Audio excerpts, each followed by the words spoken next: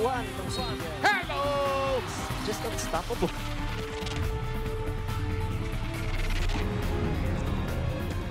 Big one! With Lassiter. What a time for him to heat up. Under trouble. Yeah! 3 after 3, and he's out. Water running through his veins. Wow! This titanic struggle will continue.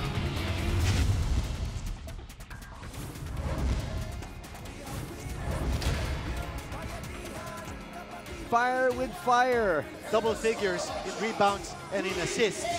But this is the starting lineup of San Miguel Beer. Yan na naman po ang starting lineup ng Star Hotshots. Hardly any changes. This quarter is brought to you by Cobra. Simulan na ang labanan ng tunay na lakas. Game number 2 underway here at the Mall of Asia Arena. Anthony Stay here together with the Dean, Kinito Henson. Ito na po. The tip goes to Justin Milton. First possession sa Star.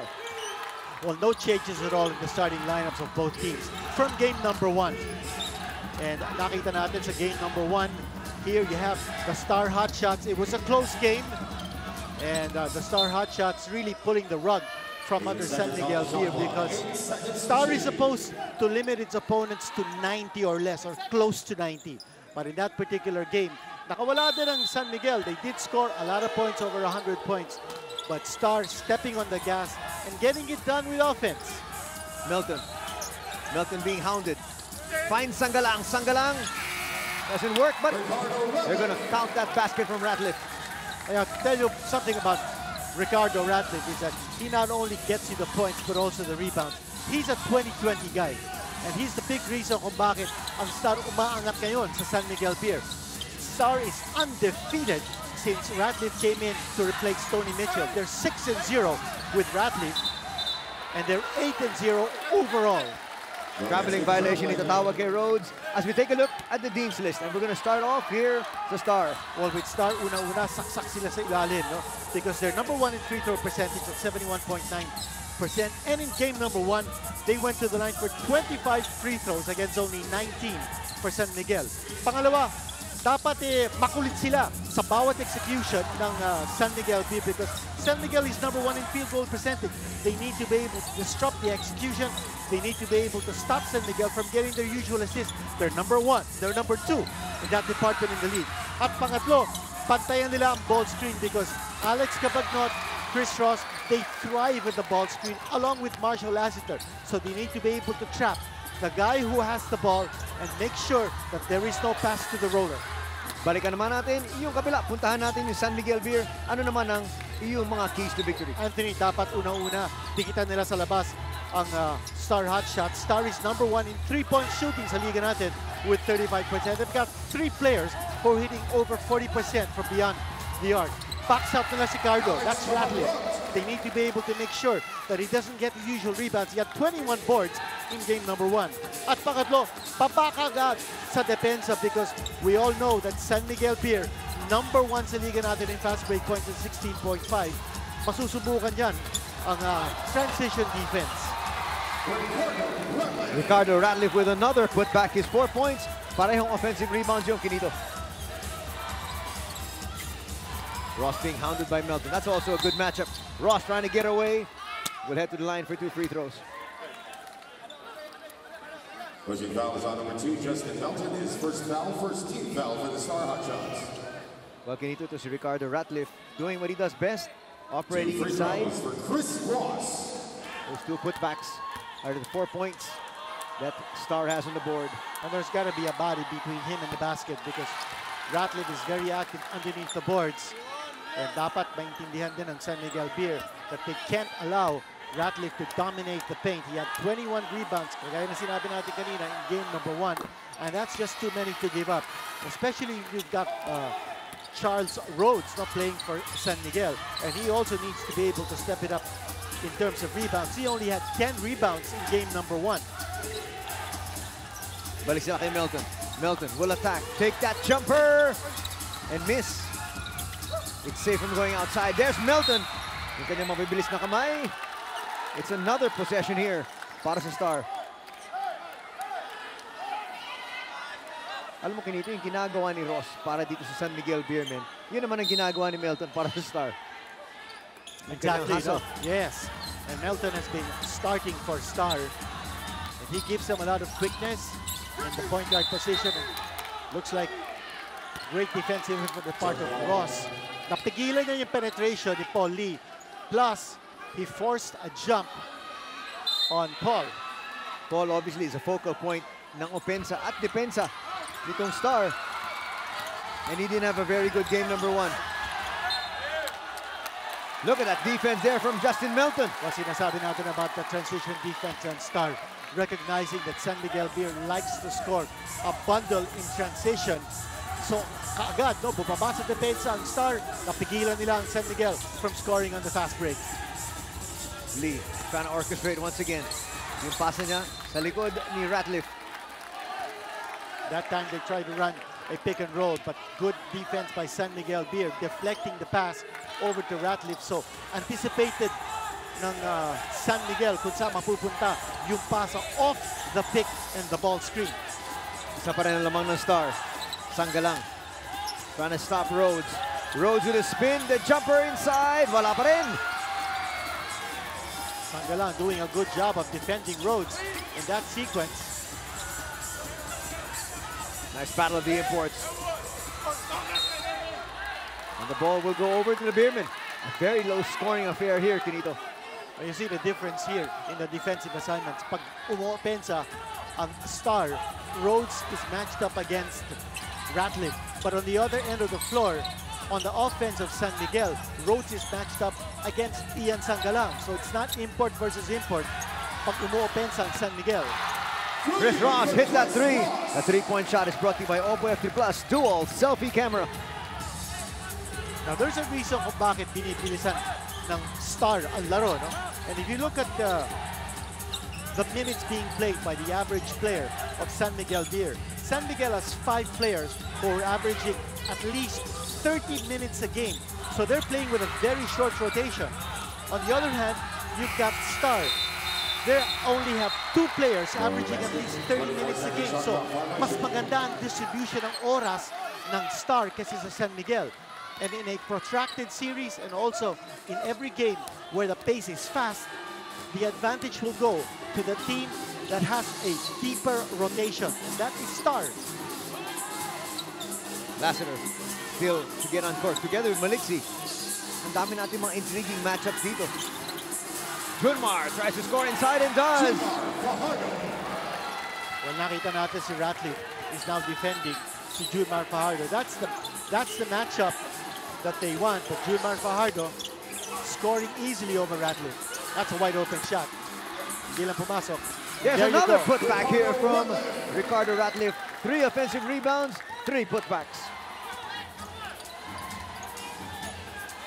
5 minutes gone sa ating first quarter. This is game number 2.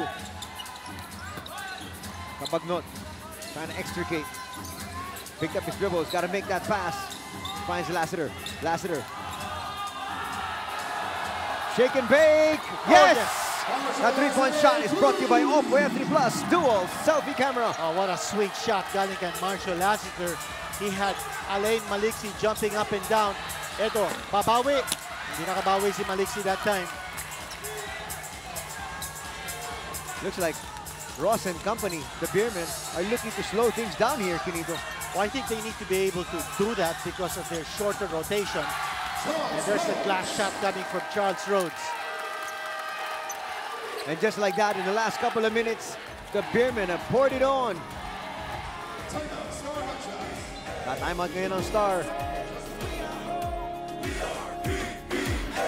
Mga kapatid, welcome back to the Mall of Asia Arena. Ang sabi ni Coach Leo Austria to the Beermen, it's a trap. He's talking about the Star Hotshots trying to engage them to a running game in game number 1. Tulad nga na nabanggit ni Kinito, a lot of their players, especially their starters who will finish the ball game also, would average more than 30 minutes a game. In short, ang nangyari daw sa kanila in the latter part, kinapos sila, tumukod sila in the end. So ang paalala niya sa kanyang mga manlalaro, we cannot run with them. If we run with them, we could be just as good.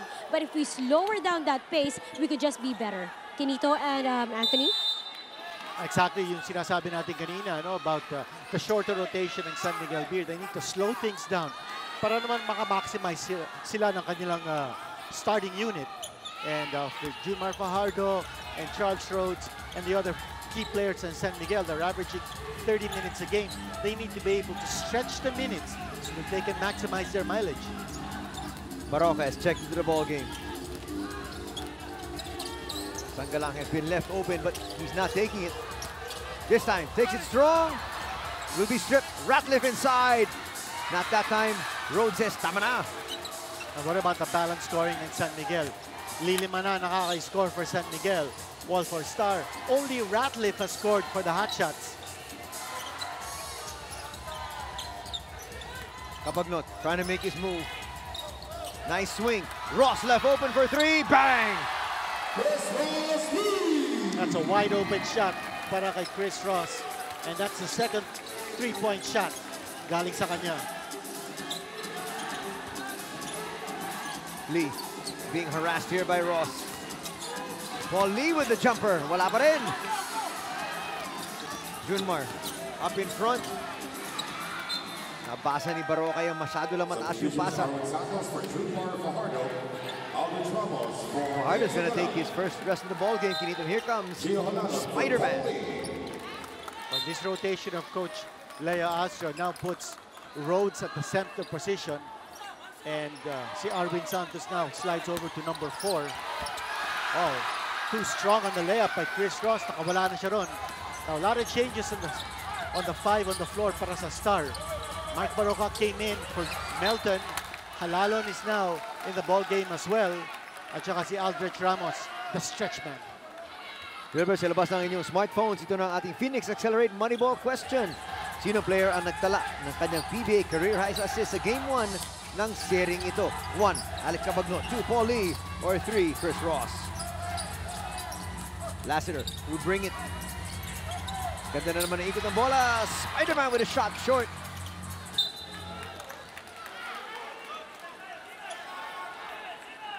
Santos apologized to the bench, but he was wide open that time. Now with Rhodes playing number 5, ang defensive assignment ngayon ng Star sa kanya is Ratliff. So it's import versus import in that situation. And Charles Rhodes looks like he's winded. You see Gio Halalon, my goodness. Yeah. Sabi niya, wala akong pakialam kung nandun si Rhodes. Diniretso niya. At he didn't even bother to try to protect the rim in that situation. We're just in the first quarter, parang nakikita natin dito, si Charles Rhodes hinihingal na. And it's because of the quick pace of this game, but there's absolutely no reason or no excuse or no justification for your import to be gasping with 3:54 left in the first quarter. Right now, he picks up a cheap foul there. As we take a look at this Maxilent move of the game, brought to you by Maxell Power Tools, Maxilent quality, Maxilent service. And you see, Charles Rhodes, that's just token defense. That's unforgivable. You need to be able to protect the rim against a small guy, si Gio Halalon, coming straight in for the layup against the import. Here's Ramos. He had a big game, number 1. Good Steal. defense that time by Charles Rhodes. He redeemed himself with that play. Cabagnot for 3, yes! And the lead now, Benito, has just ballooned to 11. Apat na ang 3-point connections ng San Miguel Beer. And for Star, not a single 3-point connection. Already a lot of changes in the lineup of Star on the floor. Medyo inaalat yung outside shooting ng Star maaga rito, Kinito. Walang rhythm ang Star at this point. They're relying heavily on Ratliff to get the offensive rebounds. But there's no movement from the locals, and the playmaking really is questionable at this stage.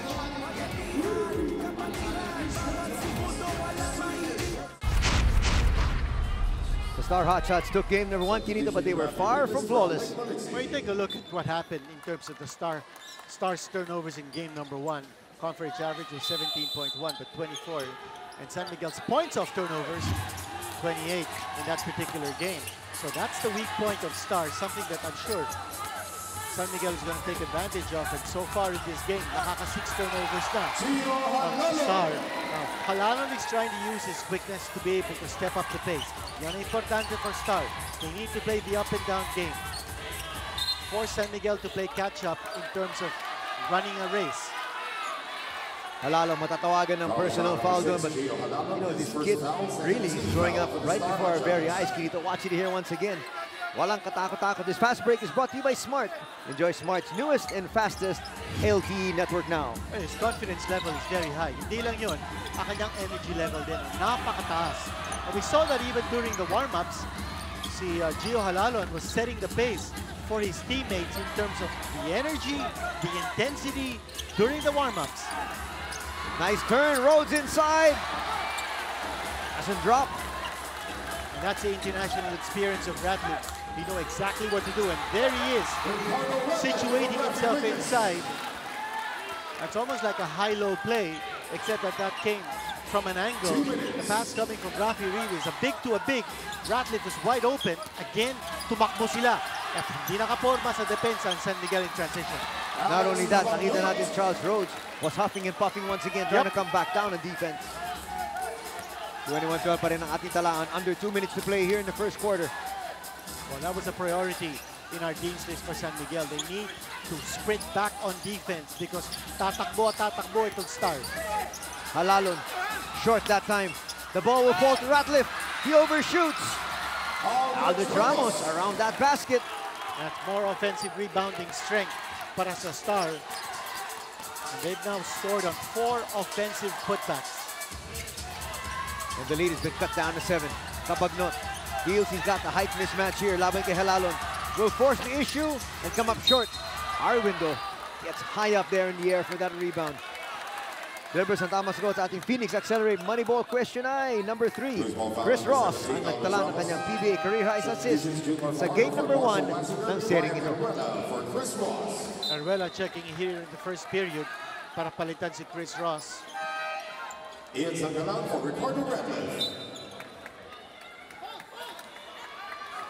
1:07 remaining. 14 seconds on the shot clock.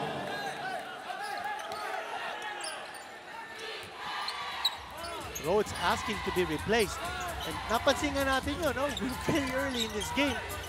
Hinihigal na si Charles Rose. Well, normally kasi ganito yung rotation. When you bring Junmar back into the match, he comes in for Rhodes. Pero ngayon, nandiyan pa rin siya. Baroka inside, short. You know, this pace that Star is playing really knocks the wind out of an import like Charles Rhodes. He's got to be able to keep pace here. Nice look inside. Yes. He's got to set his own pace, and that time got himself open for the pass inside. And he looks gassed, Kinito. Yeah. So Let's see if they try to go to Sangalang. Here's Halalon once again, goes inside. Almost.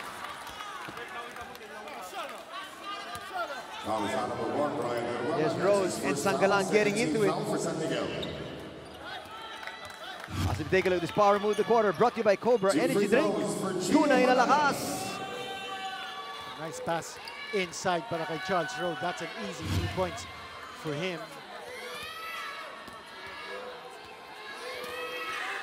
A situation where Ratliff is sitting down, but see Rhodes is still on the floor. Chooks to go ang nag-iisang manok ng bayan. And there he is. Rhodes finally gets a chance to rest.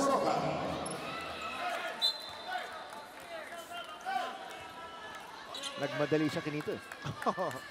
Akin na yung pwesto ko sa bench. Right now, though, they've got to be smiling because they've got an 8-point advantage. Chooks to go ang nag-iisang manok ng bayan.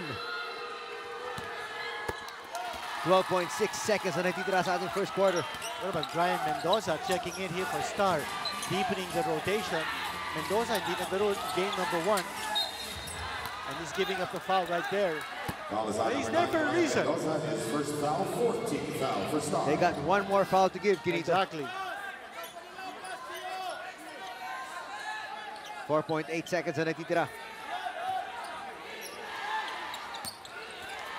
Nice look. Espinas overshoots. Nakuha pa ni Kraken and he puts that back. We're going to double check if that counts.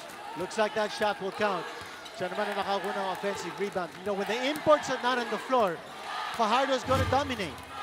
Watch it right here. Basket counts for Junior Fajardo. Fajardo behind Rafi Rivas and then releasing before the shot expired, or shot clock expired. A basket counts. It's 25 for the Beermen, 16 for the Star Hotshots after the first 12 minutes of play.